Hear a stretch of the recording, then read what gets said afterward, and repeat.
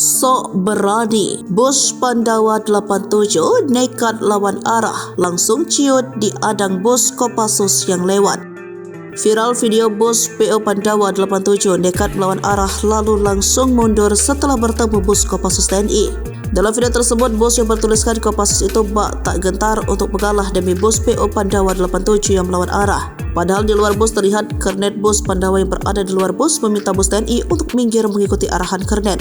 Bukannya malu karena bertemu bus TNI, konduktor bus tetap nekat dan malah sok berani. Ia menunjukkan gelagat agar bus Kopassus tersebut mundur. Momen ini tampak dalam sebuah video yang beredar viral di media sosial. Sayangnya video yang beredar di Instagram itu tak disebutkan secara jelas kapan dan di mana peristiwa tersebut terjadi. Dalam video tersebut tampak sang sopir bus umum ketakutan setelah melaju berlawan arah. Sopir bus Kopassus itu tampak tak gentar atau mengalah.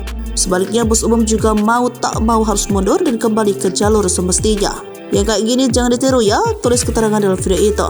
Untung sopir bus Pandawa nggak disuruh push up, tulis salah satu akun yang lainnya. Tak kalah lucu, konduktor bus umum itu meminta sopir bus pasukan khusus TNI itu agar mundur. Video ini pun mengundang ragam reaksi dari para warganet.